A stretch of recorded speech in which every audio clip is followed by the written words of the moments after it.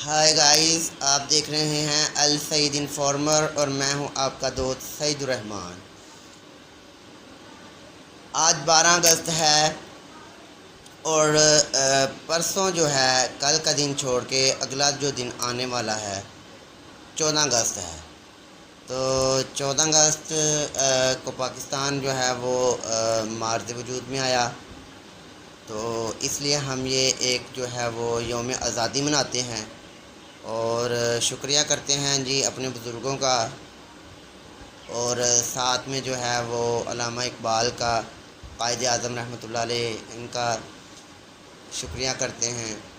اور اس کے علاوہ اقبال اور قائد کے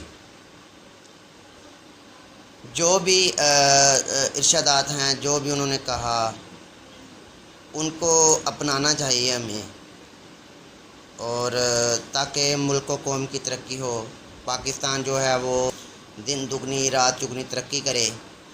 اور ظاہری سی بات ہے، اگر ہمارا ملک جو ہے وہ ترقی کرے گا تو ہمیں دلی سکون ہوگا۔